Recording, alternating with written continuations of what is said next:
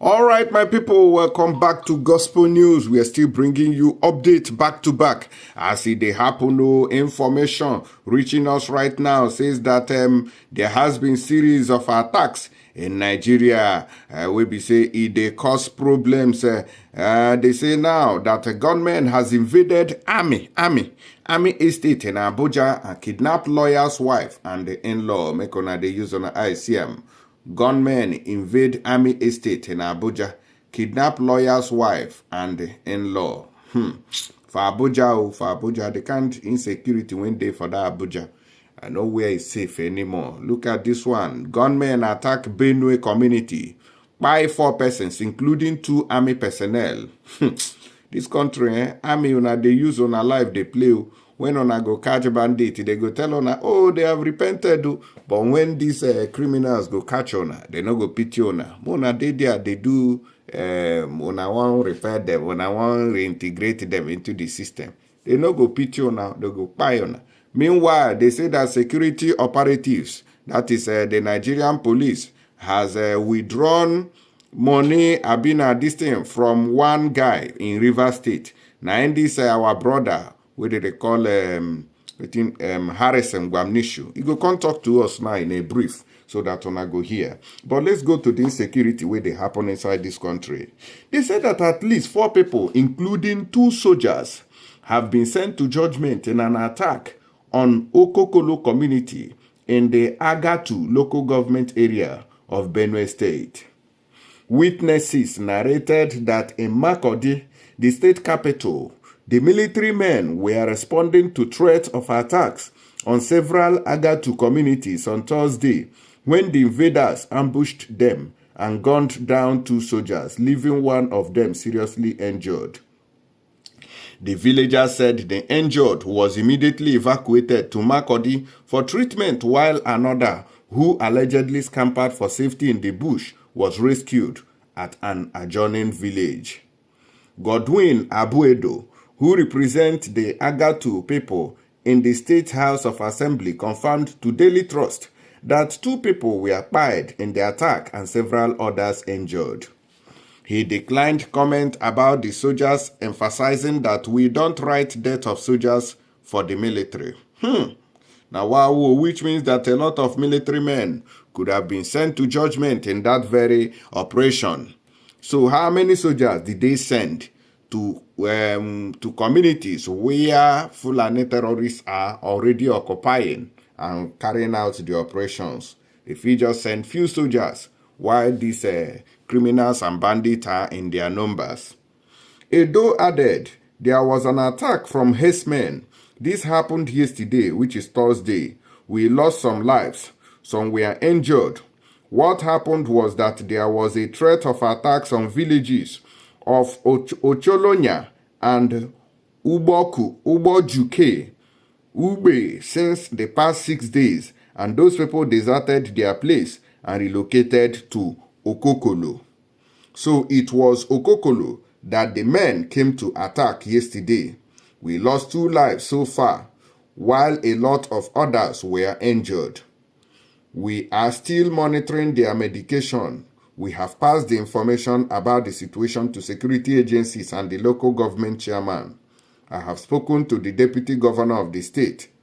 Also, in a telephone conversation, a former Agatu lawmaker, Audu Sule, confirmed the attacks on the people of Okokolo community in Agatu and the ambushing of the military men who were responding to the attacks. Sule said 2 soldiers were killed and others were injured. The military had yet to respond to the incident, as calls and text messages put through the telephones of the Army 401 Brigade Public Relations Officer Captain Grutus and his counterpart of Operation Wild Stroke OPWS Flight Lieutenant Okwo remained unanswered. They say the attackers have continued to shoot sporadically inside this country, inside Nigeria, where they say they do law and order, from across river, Ocheku, Ugbeyi G Okpa, G Eko, and advancing again towards Okokolo main town. They say that the villagers said women and children deserted their homes in droves, while the invaders are surging through Olegomapu, Olegonyinlo, Nahem Ocholonya, Abugbe, Uboju, Odugbeho, and Olegobidu villages of Agatu local government area. They said that they are waiting for military reinforcement. A local who preferred anonymity told our correspondent. Spokeswoman of the Benue State Police Command, SP Katrina Nene, said she had not briefed about the incident. She has not been briefed about the incident. This one is happening in Benue State. So Benue State has is almost overrun. So which means that Enugu State is in serious threat. Enugu is in serious threat as I talk to you now, because I think Enugu State has a common boundary with Benue State. And that is why we've had it on good record that Enugu State is under constant attacks by these terrorists, because they're crossing from Benue State into Enugu. And I've been calling on the people of Enugu State to equip their vigilantes, to fund them, to donate and make sure that your village vigilantes are well equipped to be able to stand these terrorists. But people, when I tell them, they say, oh, keep quiet there, what do you know? They are advancing. If you like, you learn. Because if you don't do the needful, you will learn. You will learn the hard way. Now, let us listen to waiting this our brother, where they call Harrison Gwamnishu. Waiting, he tell us, so he say, no be small matter, na income they happen, say the Nigerian police people, we be say, if like say, then they checkpoint, say they don't transfer money, we then give person, put for their account. Look at it. Nigerian police officers extorted, okay, let me remove this one, because if like say, time no go permit me to talk about it, finish. Nigerian police officers extorted 3,000 US dollars worth of cryptocurrency from a young man's crypto's wallet. Hey, transferred to police officers' wallet. The officers were tracked to Port Harcourt, Rivers State. These police officers left Port Harcourt to Abia State. Arrested the man. Una they see wetin at the talk. The police, when they do this operation, this criminal activity, they don't come from Abia State, but they left that place. They left their domain. They left what do you call it? They left River State, went to Abia State to go and carry out that very illegal operation. Una they see, they left there to carry out. They said these police officers left Port Harcourt to Abia State, arrested the man, took him to River State, then crossed Bayelsa and entered Delta State. After paying 3,000 US dollars, they moved him back to Port Harcourt and dumped him there. Make I play on the video, make una use on eyes, they see the kind of crimes when police people will be say, they say, na them be law enforcement, na them they secure the country. Make una see the kind of crimes within they commit. Good morning. My name is Harrison Gwamnishu. On the 16th of January, this week Tuesday, at about 11:00 hours, I received a message, disturbing message on my DM, Instagram, that a young man was kidnapped from Abia State. They said kidnapping from Abia State, and was moved down to Delta State. How can someone be kidnapped in Abia and brought to Delta with all the thousands of checkpoints on the highway? So, from little fact and investigation, we discovered they may not actually be kidnappers, but they may be, licensed officers, with uniform. There are some officers who are wearing the badge, the police uniform, but they're not actually maybe on duty or some, So, fast forward, that call I later got, after the DM, I started making calls, and they said they are at Ugeli, Delta State. How about? From Abba, okay, maybe you pass through Anambra or you pass through Imo to Onitsha, Asaba, to Delta State. Or from Rivers, you have to drive to, from Abba, you have to drive to Imo, to Rivers State. down to Bayelsa, then Delta. So after series of investigation, we discovered that these people are not kidnappers. They are police officers who traveled all the way from Rivers State to Abia, picked up a young man who is struggling to survive, picked him up from Abia. He was driving a black Hyundai car. They arrested him from Abia. It's not even arrest. I won't say arrest because there was no justification for that arrest. There was no petition. There was nothing whatsoever against this young man. They picked him from Abia. From Abia, took him down to Rivers State. From Rivers, passed Bayelsa and brought him to Delta, Ughelli in Delta State. So at the point where I got information was when they were at Fiesta Restaurant at Ughelli. That's the Fiesta Restaurant at Ughelli. That was where they were. So we now sent intel to go and monitor to know if they are police officers or we don't know. Before we got there, before my intel got there, they've left.